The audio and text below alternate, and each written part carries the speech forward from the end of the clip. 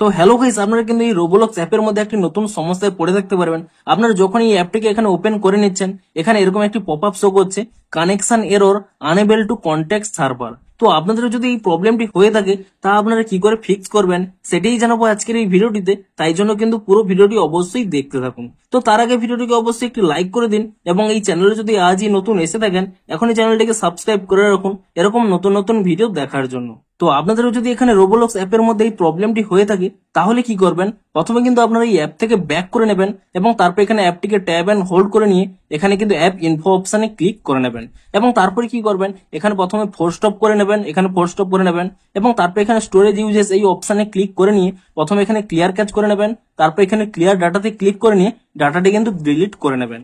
এবং তারপর এখান থেকে ব্যাক করে নিয়ে আপনারা কিন্তু প্লে স্টোর অ্যাপটিকে ওপেন করে নিয়ে আপনারা কিন্তু সার্চ করে নেবেন রোবোলক্স বলে, এবং রোবোলক্স বলে সার্চ করে নিয়ে আপনারা চেক করে নেবেন যে এখানে কোনো নতুন আপডেট এসেছে নাকি। যদি এখানে কোনো নতুন আপডেট এসে থাকে, তাহলে কিন্তু এখানে তৎক্ষণাৎ নতুন ভার্সনের আপডেটটি করে নেবেন, এবং তারপর এখানে অ্যাপটি ওপেন করে নেবেন। তাহলেই দেখবেন অ্যাপটি কিন্তু এখানে ওপেন হয়ে যাবে। কিন্তু এই মুহূর্তে হয়তো আপনাদের এই প্রবলেমটি এখনো হতে পারে, তো তাহলেও কিন্তু আপনার চিন্তা করার কোনো প্রয়োজন নেই। দেখুন, আপনারা যদি এখানে ব্রাউজারে গিয়ে এখানে রোবোলক্স সার্চ করে নেন, দেখুন এই মুহূর্তে কিন্তু সেই সার্ভারটা কিন্তু প্রবলেম রয়েছে, অর্থাৎ অনেকেরই কিন্তু এই প্রবলেমটি হচ্ছে।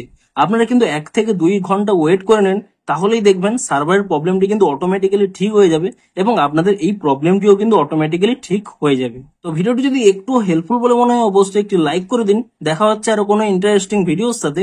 Thanks for watching.